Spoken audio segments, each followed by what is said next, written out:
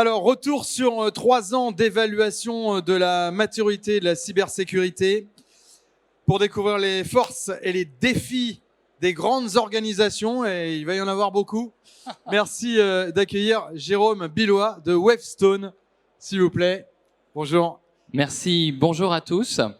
Donc effectivement, je suis Jérôme Billois, un des associés de la practice cybersécurité de Wavestone. Donc Wavestone, nous sommes un cabinet de conseil et dans nos activités, eh bien, nous avons l'évaluation finalement de ce qui se passe chez nos clients, les grandes entreprises. Et depuis maintenant 3 ans, nous maintenons un benchmark de ce qu'on... Hop, je vais changer ici. Justement du niveau de sécurité qu'on observe chez nos clients. Donc c'est un framework basé sur le référentiel NIST et les référentiels ISO également, que vous connaissez tous. Et les données que vous allez voir ont été collectées à la main par nos collaborateurs en relation avec les clients. Donc, c'est vraiment des interventions de benchmarking. Donc, c'est pour ça que les datas en tant que telles sont fiables. Elles sont basées sur des entretiens et parfois même des vérifications techniques sur site par des audits.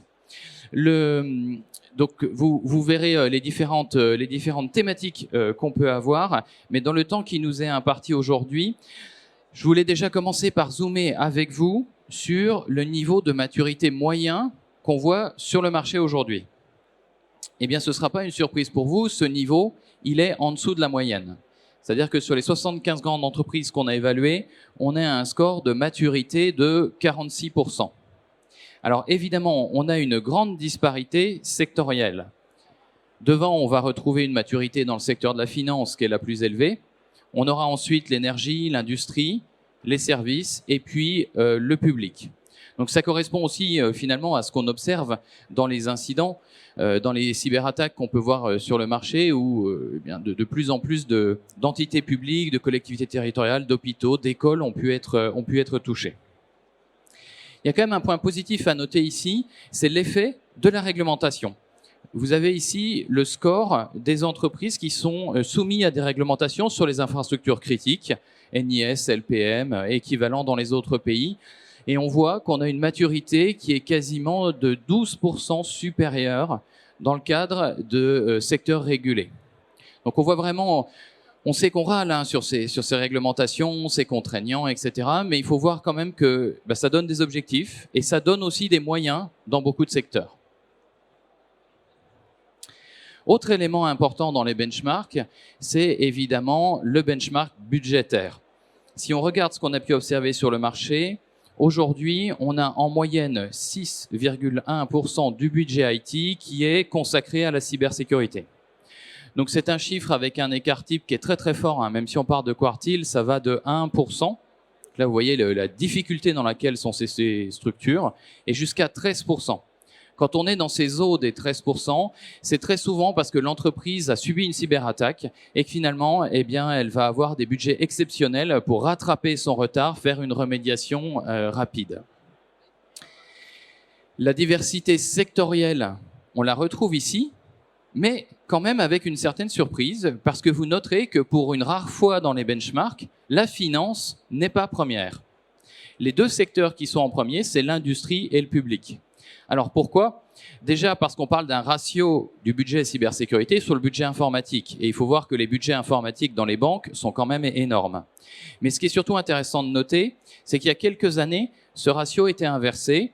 Il y a 3 ans, vous vous en souvenez certainement, la plupart des banques étaient dans des phases d'investissement majeures pour des programmes de remédiation qui atteignaient plusieurs centaines de millions d'euros. Là, on voit que ces programmes sont finis, qu'on est plutôt dans une logique de run avec un investissement continu, mais que les secteurs de l'industrie et du public sont en train d'investir plus lourdement avec des mobilisations à plus haut niveau aujourd'hui. Donc c'est vraiment un enseignement qui nous a frappé quand on a analysé les chiffres.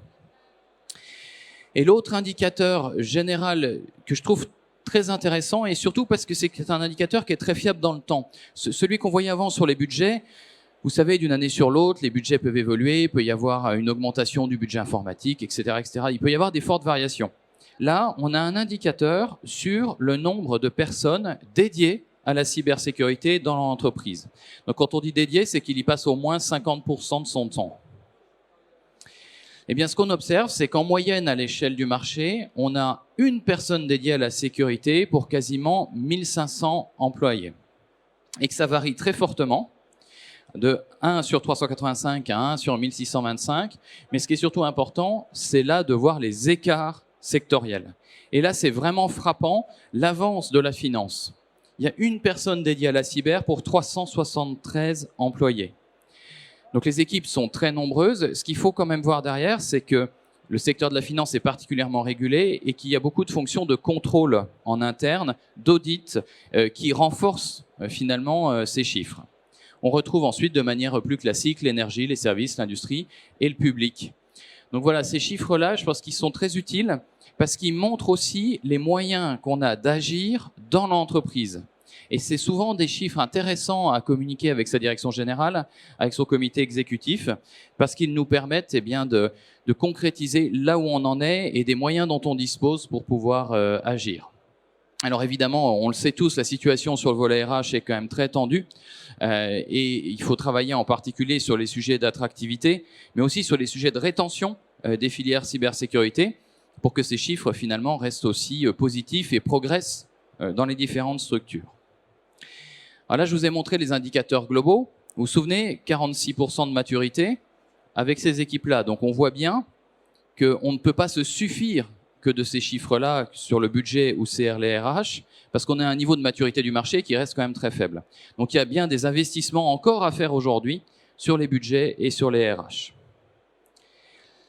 Et alors après, vous allez me dire, vous utilisez le NIST, vous utilisez l'ISO, il y a beaucoup d'autres thèmes. Oui, alors sans plus attendre, voilà une vision plus large du marché. J'espère que vous vous souvenez de vos cours de statistiques au lycée. C'est une représentation, ce qu'on appelle en boîte à moustaches, c'est-à-dire pour chacun des thèmes, vous avez le point le plus faible, le point le plus fort, le premier quartile, le troisième quartile et la valeur médiane. Alors, je ne vais pas demander d'analyser 15 colonnes comme ça, rassurez-vous, on les a triées et on les a triées en fonction de la valeur médiane. Et ça nous permet de séparer finalement 3 grandes zones des différentes thématiques cybersécurité et de voir émerger un certain nombre de choses qui sont assez frappantes à l'échelle du marché.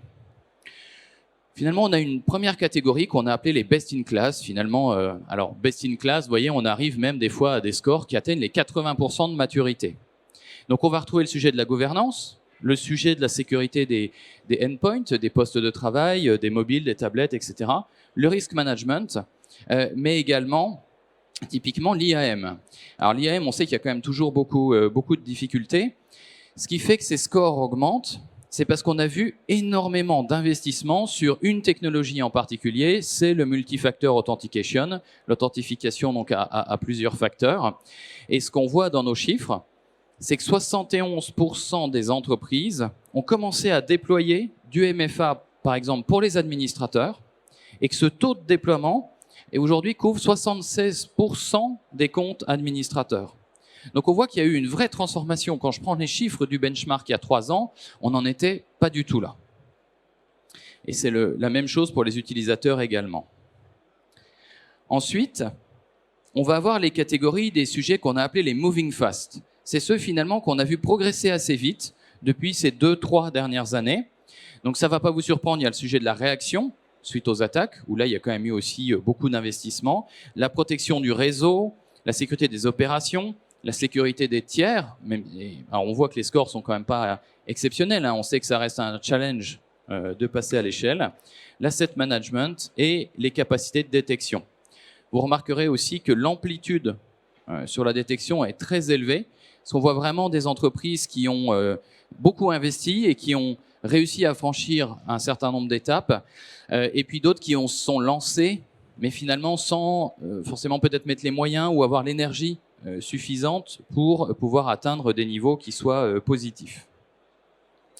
Un chiffre que j'extrais, parce qu'il faut voir que derrière là, ces catégories, on a 180 questions, et sur lequel on a un niveau de finesse quand même assez élevé. Le chiffre que je vous ai extrait, c'est typiquement le nombre d'entreprises qui ont des comptes dédiés pour l'administration de l'Active Directory, et en particulier toutes les tâches autour de l'administration du tiers zéro. Et on est quand même là arrivé à 63%. Donc on est aussi sur un chiffre qui s'est réellement transformé aujourd'hui. Donc j'avais plutôt envie de vous montrer les chiffres bons élèves pour montrer qu'il y a quand même des choses qui changent et que la situation s'améliore. La sécurité n'est pas toujours un échec. Petite dédicace à l'ami Nicolas Ruff s'il nous entend et qui viendra m'en parler après. Bon, je vais quand même attaquer la dernière catégorie des sujets qu'on a appelés hard to crack. Finalement, c'est les sujets les plus difficiles à adresser parce que c'est des sujets où la matière qu'on va chercher à traiter est énorme. Donc vous retrouvez sans surprise la résilience. Dès qu'on va commencer à vouloir faire la continuité des applications, il y a des milliers d'applications. Le sujet des applications ou de la data security, où pareil, on a une volumétrie énorme. Et puis deux sujets qui nous ont peut-être plus surpris parce qu'on ne s'attendait pas à avoir des scores aussi mauvais. C'est le sujet du cloud et des réseaux industriels. Alors les scores sont mauvais, la manière dont on analyse, c'est aussi parce que c'est un sujet qui finalement est assez récent.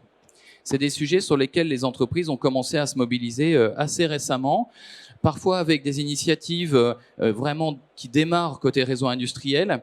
Et puis sur le cloud, beaucoup parce qu'il y a eu des expérimentations et que finalement ces expérimentations n'ont pas forcément toujours intégré la cybersécurité. Et pour vous montrer ça, je peux vous donner un chiffre qui est celui-là. 42% des clients qu'on a évalués ont quand même leur console cloud accessible depuis n'importe où, simplement avec un login et un mot de passe. Donc vous voyez le niveau de risque encore dans lequel on est sur ces sujets cloud. Donc beaucoup de choses à faire dans cette catégorie, beaucoup d'énergie, beaucoup d'efforts à fournir. Chose intéressante que nous permet aussi de tirer de nos chiffres de benchmark, c'est finalement la résistance face aux attaques. Ce qu'on a fait, c'est qu'on a pris, vous le savez, on a une équipe de réponse à incidents, on fait plus d'une 60aine de réponses à incidents par an. On a analysé la manière dont les cyberattaquants procédaient et quelles étaient les mesures de sécurité qu'ils arrivaient à contourner, qu'ils arrivaient à casser. Et donc, on en a tiré une note de maturité par rapport spécifiquement à la menace ransomware. Et là, on voit qu'on est aussi largement en dessous de la moyenne à 46,2. Et si on zoome finalement la manière dont ça se répartit, vous avez ici l'ensemble des points qui correspond à l'ensemble des sociétés qui sont dans notre benchmark par secteur d'activité. Et ici, vous avez le niveau de maturité.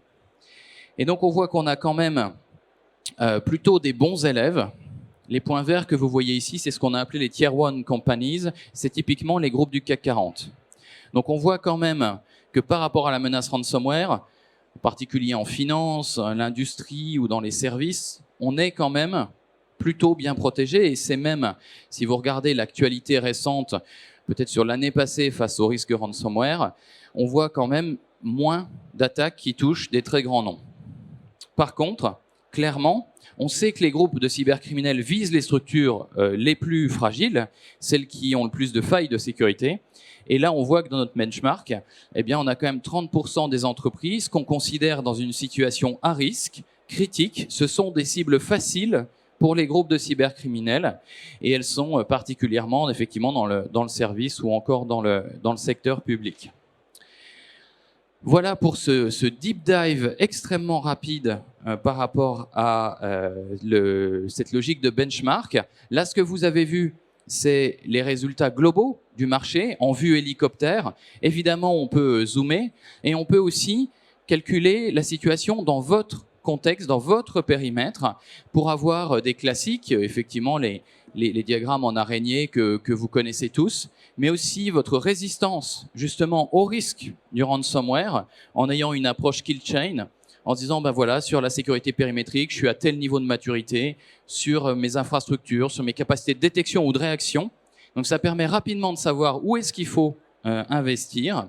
Et puis on a des matrices ici qui vous permettent de vous comparer, certes par rapport aux standards internationaux, toujours bien de savoir qu'on est bien ou pas par rapport au NIST ou à l'ISO, mais aussi de voir par rapport à votre secteur, à vos pairs, est-ce que vous êtes en avance ou en retard par rapport à vos concurrents ou vos partenaires sur le marché.